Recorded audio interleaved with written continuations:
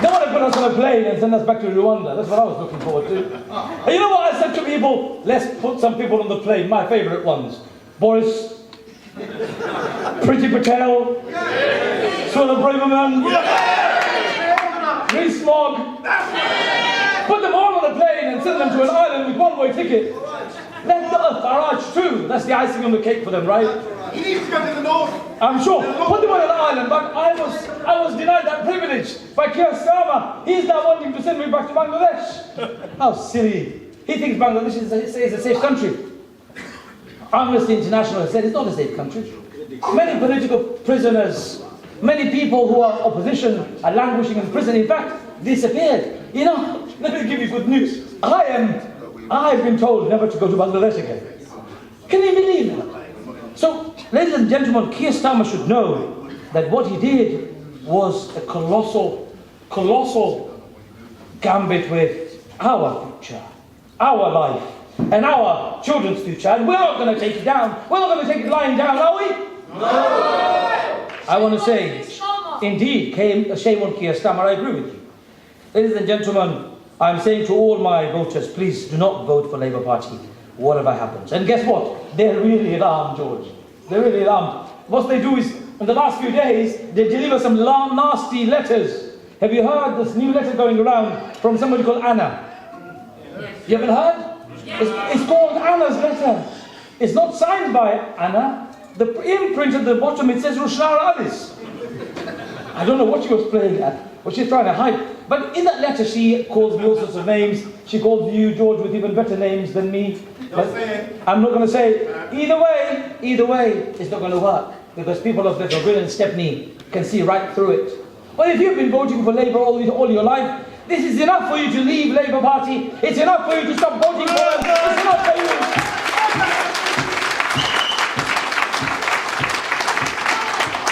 It's enough for you to boycott Labour Party once and for all.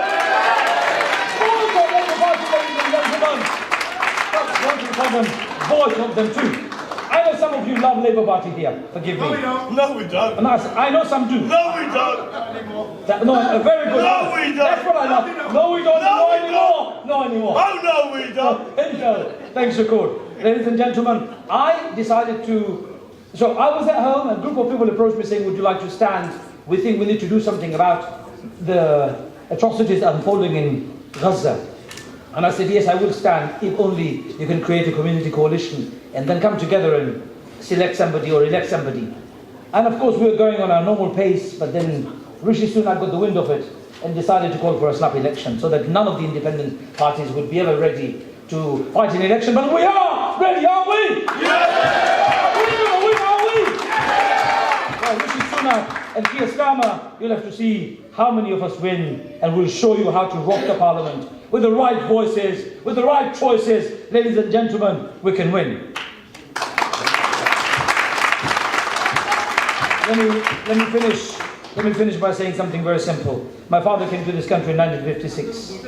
He struggled very hard to make ends meet. You know, my grandmother told me a story that made me cry. She said to me, son, when your dad was young, I did not have enough money or food to feed them. I'd go on the side of the river, I would forage around and pick up any greens I could find, I'd bring them home, I'd boil them, and I'd give them with some rice and they would eat, and that would be one meal a day, if I was lucky. I'm very lucky and very fortunate that my father brought me here. Oh, he came here. He worked very hard and made huge contributions to our country, the UK. UK has changed. UK has changed. You know, my father said to me, my son, don't sell the last piece of land in Bangladesh. And I was arguing with him, no, Dad, let's sell it. I'm just thinking maybe he was right. Maybe he was right, I should keep an insurance somewhere. But ladies and gentlemen, I don't work on that basis. This is my country! This is our country! And we're going to take it back again! And we're going to take it back on our values, on our ways, in our ways. So, in this coming election on the 4th of July, who are you going to vote for? Thank you. Independent, thank you. Me too, of course. Galloway! Yes, I agree. You're not going to vote for Labour, are you? No! No, we're not. Are you going to vote for Labour? No! Are you going to vote for the Lib Dems? No! Are you going to vote for the Tories? No! You're going to vote for independent? All the independent parties should win. and you should be doing it together. And finally, I was in Gaza myself a few years back when the Israelis bombed my hotel. I was in the hotel, they sent me a message, or they sent us a message saying, 30 minutes, get out. I got out, bomb fell, the hotel flattened. Somehow I crawled out into Gaza, into Egypt, and I wrote to Nick Clegg, Nick, do something about it. What year? 2012. He did nothing. He did nothing. I came back, I was a member of the Lib Dems at that time, resigned. I said, you can have your membership, I left them. But ladies and gentlemen, parties tend to have a tendency of muzzling you. Parties have a tendency of restraining your freedom. They have whips, they have this policy and that policy that you must abide by, whereas a democratically elected MP is accountable to the people. He's been elected by the people and should always be coming back to work with the people, and that's what I will do if I'm elected. There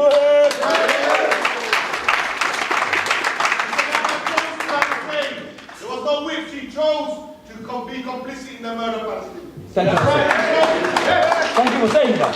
I don't want to mention the name of that person, so it's obviously, thank you for saying it. Ladies and gentlemen, we can make our own history, we can make our own destiny, like our parents did. Racism, we fought in the East End of London. We eradicated racism from what it was fashionable at that time, is no longer. We fought against the thugs in Brick Lane, we fought against the thugs in Cable Street, we fought against the thugs in Cannon Street, and we won! And we will win again against these establishments. Yes, we will win again! So, on the 4th of July, you're going to come out and you're going to make history. We're going to have Bethnal Green and Stepney back into our own hands. We're going to have Bow and Stratford in our own hands. And we're going to see up and down the country, each and every independent party's, George's own hard work that has paved the way for many to stand and find a platform. Each and every one of you, I hope and I pray you will win and you'll make history in this country. Thank you very much.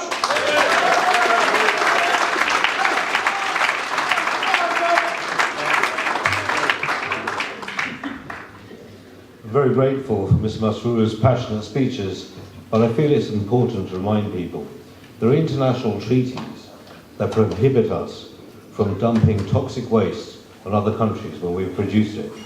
So the deportation of Boris Johnson, the Soros Raven, to any other nation is something I don't think I can condone. Our next speaker is Shahid Hussain, an accountant with extensive experience with the Citizens Advice Bureau and with his own self-funded charity. Aptly, the charity is the Ethnic Integration Society.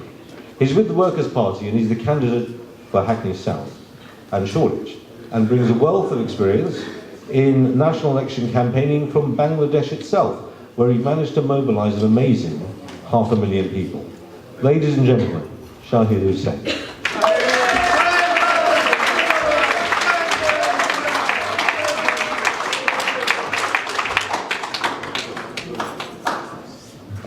Assalamu alaikum. Now, good evening, Atrium. And good evening, Bangladesh.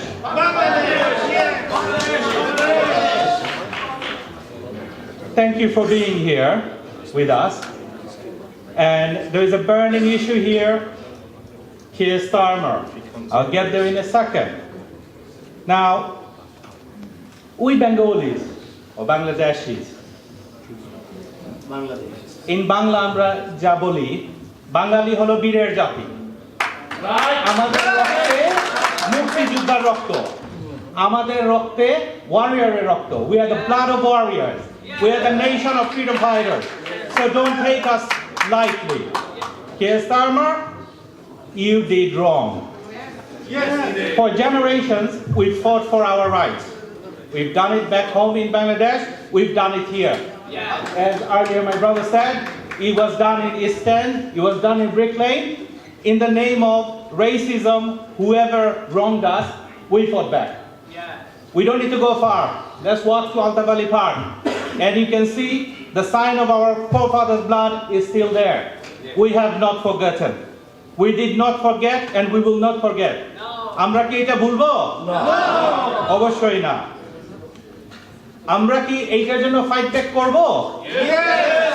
We can fight back. Yes! Okay. Now, Bangladeshis have now spoken, and so did Bangladesh. A couple of days ago, our honorable ambassador from the High Commissioner, I should say, from Bangladeshi High Commissioner has written to Keir Starmer's office and opposing what he has said. So this letter, I'm sure Keir Starmer, you have received it. Obviously, we haven't heard back from you because you are a coward. You are running away. In the letter, it's explained, actually the information comes directly from Gov.uk. We can all search it online. Bangladesh don't even come in the top 20 countries where illegal migrants are coming from or not being deported back. We are not coming in the first place illegally, so why deport back? So you, Keir Starmer, thought of thinking of a country who don't even make the top 10 to use us as an example. So therefore, is this an example? No. No. This is racism. You have something against us.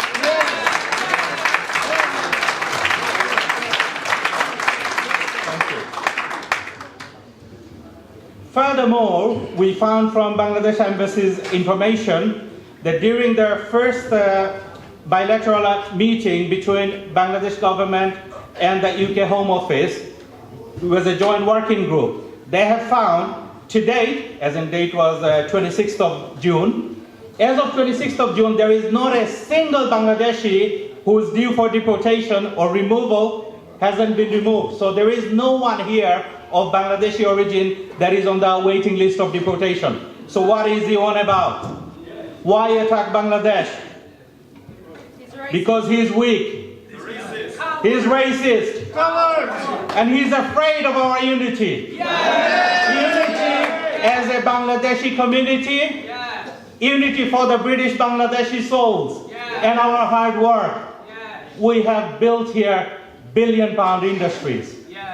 We pay taxes. We work hard. We have doctors, engineers, barristers, accountants, politicians. We have great souls here originating from Bangladesh. And we've been here for many generations. This is our country. This is my country. Who are you to remove me? I tell you, Mr. Keir Starmer, you are not the lion you think you are. You do not represent Great Britain. Great Britain is represented by a lion. We Bangladesh is represented by tigers. We are tigers, and when we are British Bangladeshi, we are tigers and lions all at the same time. You are a mouse. You have no right to say anything against Bangladesh. Thank you. Now, like I said, he does not speak for Great Britain. Our great British population, including ourselves, we have great respect for one another. And that is what makes us great. Not for some, I don't know what to say with the name. There is a very word comes with S, but I don't want to say it. Maybe he's not even deserving of that. Right, so as I said, we work hard and we want to work harder. We want to make this country better. So therefore, we need to see the back of labor. Enough is enough. Yeah? We have shown them love for the last 50 years at least. Unconditional love. We've given them votes. We've given them all the rights as if They betrayed us. there we go. You said it. And what did we get in return? Absolutely nothing but this racism. Tony Blair. Systematic destruction. There we go. Yes, so we are not going to listen to you anymore. We have our independent candidates. We have our worker party candidates. And we are here with you. Thank you. And so I am right next door in Shoreditch and Hackney South. Be with us. Be with George. Be with Helima. Be with all our candidates. And we must win. And we need all your support. We need our own support. And this is it, really. And we speak. We do not stop speaking. If they're going to try to shut us down, we're going to speak louder. They need to see who is the boss here. We are the tigers and lions. Thank you very much. Good evening.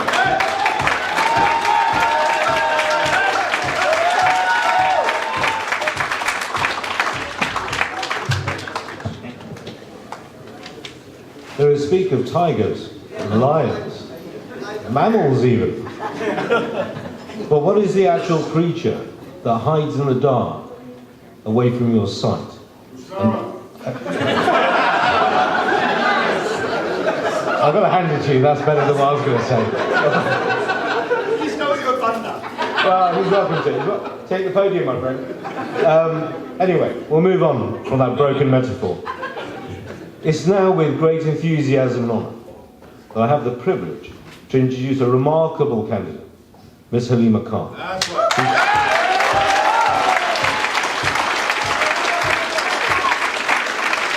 She's standing for the Workers' Party in the constituency of Stratford and Bow. Helima is a beacon of dedication and passion, driven by a commitment to serve the community both here and on the global stage. As a former investigations and governance officer under both the Corbyn and Starmer leadership, Helima dared to expose the deep-seated corruption within the Labour Party, unveiling the flaws in their anti-Semitism process and the disturbing hierarchy of racism later confirmed in Martin Ford's report. Her efforts to bring about change have not gone unnoticed, and her voice has grown from a local whisper to a national dialogue. Please join me, everybody, in welcoming with open arms and, more importantly, with open ears, a true servant of the people, Helima Khan.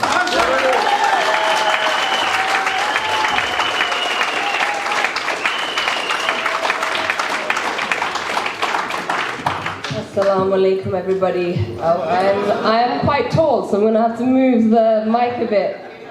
So, thank you. 5 years ago, I started working in the Labour Party as an investigations and governance officer. In my interview, I said, when they asked me if I was a member of the Labour Party, I said, I'm not here because I believe in the Labour Party or Corbyn. I'm here because I want to prevent another Tony Blair. Now, I didn't have political connections. So when I made it in, I knew it was by the will of Allah. I didn't have political education. I learnt on the job. So when I was offered the job, I cried on the phone to my mother and I said, if there is ever a moment where I will have to choose between my morals or my career, let my career burn. From day one,